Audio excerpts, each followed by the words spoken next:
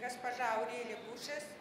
Она карьерный дипломат, она работала в Министерстве иностранных дел Франции, посольстве Франции в России. В этом году назначена главой представительства Европейского Союза в Республике Казахстан. Госпожа Бушес, нам бы хотелось услышать, что делается в Европе по гендерному равенству, по развитию гендерного аспекта.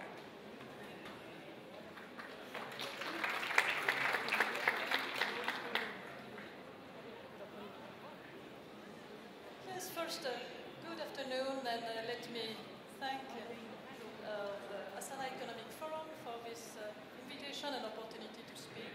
Let me praise also the initiative of convening this first meeting of the new Congress.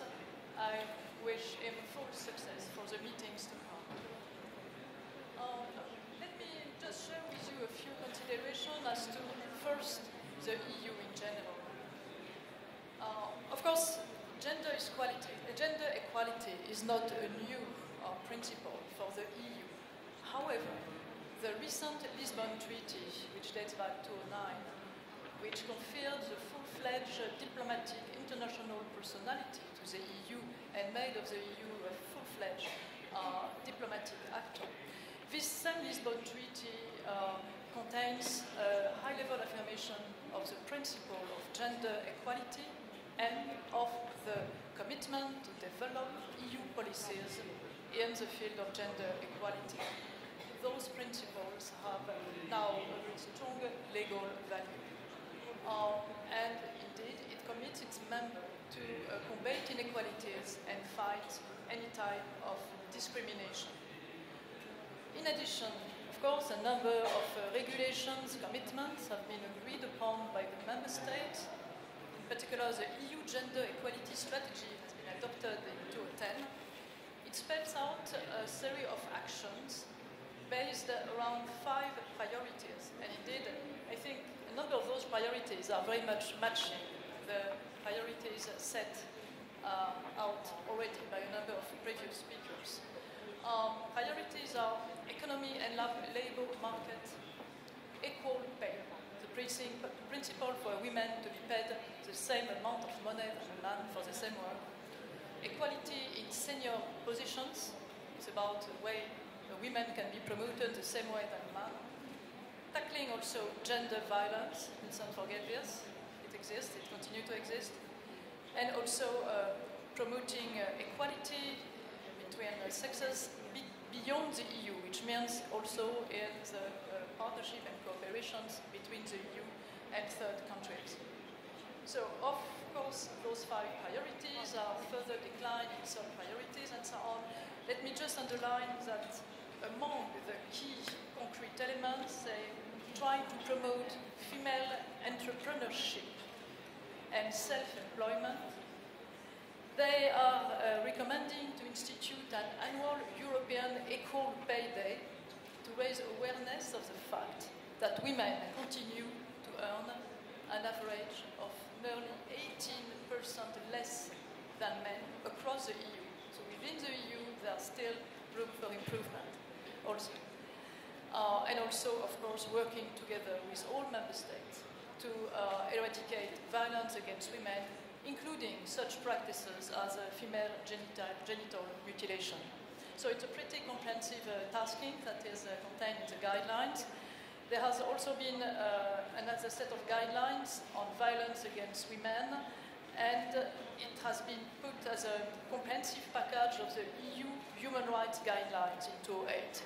Because I mean a number of international actors, of nations, talk about human rights, but let's not forget that more than half of the human beings involved in human rights are women. And sometimes it is something which is a bit forgotten. And the guidelines inserted by the EU into those broader EU human rights guidelines, but at the service of situation of women, include promotion of gender equality, combating discrimination, collection of data on violence, just to assess what is the situation and avoid the denial which is being observed sometimes on the part of a number of actors. And also developing indicators to measure the room for improvement or the improvement already achieved. Also, combating the impunity of perpetrators of violence against women and promoting access to justice for women. Once again, there is a real attempt to encompass all the dimensions, and this comprehensive approach wouldn't be complete without the judicial dimension. It's about the Court of Justice of the European Union, which, given the various international instruments to which the EU is part of, notably a number of UN conventions, also the legal provisions adopted within the EU I mentioned, the gender equality is a fundamental value of the Union, and the Court has acknowledged the existence of a principle of non-discrimination which must be regarded as a general principle of European law. This is the case against Svedek GmbH. It is a precise it's a jurisprudence which indeed is to be applied in any relevant case. Indeed, it is a guarantee for women who nevertheless are able to go to that level of jurisdictions to defend their rights. Also, there is, as you know, the EU is not only about law, it's also about projects and concrete things. We try to incorporate gender equality measures in our cooperation with third countries. There are specific measures, and also there is provisions in some agreement, including on commercial issues. There has been a number of action plans which have been agreed upon. There has been in particular an action plan in 2010 which set the EU commitments in the framework of the United Nations Millennium Development Goals. Because let's not forget that this is a very fundamental dimension of for the achievement of those Millennium Development Goals, that women are able to be respected and also to develop economic activities, notably. And indeed, this cooperation between the EU and the United Nations has been gaining momentum throughout the years. The last episode, dating April 2012, so it's very recent, is the signature of a partnership agreement between the EU and the UN, between Lady Ashton, the High Representative and Vice President of the Commission, and Mrs. Michelle Bachelet. And so, among the elements in the focus of this agreement, there is the striving for women's representation at decision-making level in the field of economics, politics, and justice worldwide, as well as better access for women to work and social opportunities. So those are milestones for us, and it sets the general panorama of how the EU addresses those various issues. I would like to say a word to conclude those remarks on our cooperation with Kazakhstan, because indeed I think it's a very well chosen venue, if I may say, that we launch this first meeting of the Congress in Astana, since we in the EU appreciate very much the attention paid by the Kazakhstani authorities to the issue of gender equality. We also appreciate the steps and the improvements and achievements which have been realized so far, and we are committed to continue to cooperate with Kazakhstan on those issues.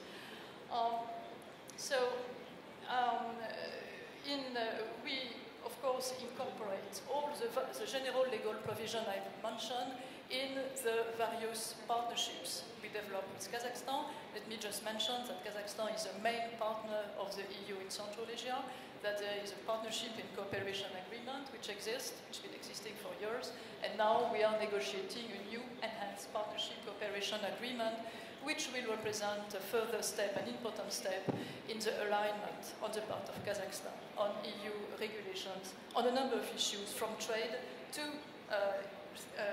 rule of law issues, from environmental issues to, well, including gender equality issues. So, in this general framework, we develop concrete projects and we mobilize financial support for those projects. For instance, in the period 2004-2011, we have, through different projects, addressed in a concrete manner issues such as women's rights education, women and children's health, issues linked to domestic violence, awareness raising of state and local authorities, support to the work done by the NGOs, and also access to justice for women. So this was, I would say, the first phase, once again, 2004, 2005, 2006. Now the focus is more precise given the achievement, the progress which have been achieved. The most recent project related to the following issues: small and medium enterprises, I mean the ability for women to lead, develop their own firms, their own enterprise. Also, the situation of women who are infected by HIV/AIDS and which are confronted to very difficult choices and situations. So there was a project dedicated to women infected by this dreadful disease. Also, a project was devoted to monitoring the implementation of gender rights through the implementation of gender plans as a part of monitoring the implementation of the Kazakhstani National Human Rights Action Plan. Those were the last project we developed those last years. And now, briefly, just let me mention the ongoing project, because we are still ongoing project. There is one which is very focused. Once again, we become more and more focused since the general landscape has so much improved in Kazakhstan. There's a project which is about which benefit from €500,000 of support, which is about strengthening tourism sector, enhancing business intermediary organization capacity to assist tourism at the service of women. It's really about helping women to develop activities which will support tourism. And indeed, this is about also encouraging small and medium enterprises. This is at the service of women, but also of the economic diversification of the country, because we know that a real sound economic fabric of a country needs prosperous small and medium enterprises, and indeed women are the best indicator quite often to lead them. The second program is a model program against the spread of HIV/AIDS and tuberculosis in women's prisons. This is a phenomenon which may not be at the forefront of the newspapers on a daily basis. Nevertheless, it is a very important issue which must not be forgotten. It has about 132,000 euros as a support, and the idea is to improve the the situation of prevention, improve the ability to diagnose as early as possible, and also to support effort to rehabilitate those women who are infected by those diseases.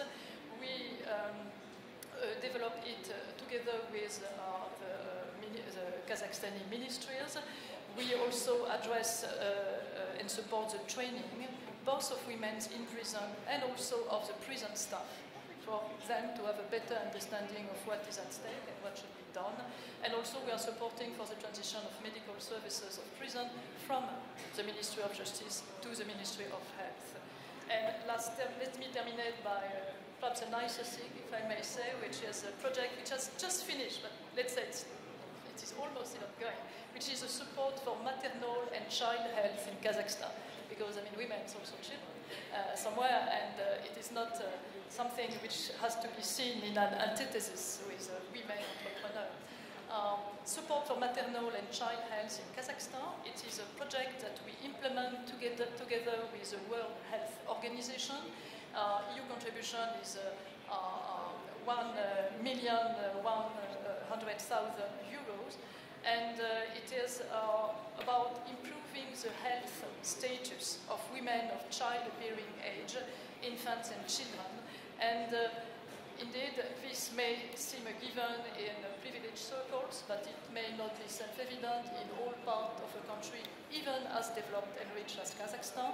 And This was clearly part of an EU-UN approach through the WHO, and it was presented, it is a contribution to the implementation of the Millennium Development Goals, especially the MDG 4 and 5, about reducing child mortality and improving maternal health. So, let me terminate by this and underline that, as you may have seen, the cooperation between the EU and Kazakhstan also on these issues has borne fruit. It has allowed a number of key improvements. This is why our projects become more and more focused. We are committed to continue, and we consider that the meeting today is really a milestone in taking stock of what is being done and identifying further prospects. Thank you very much for your attention.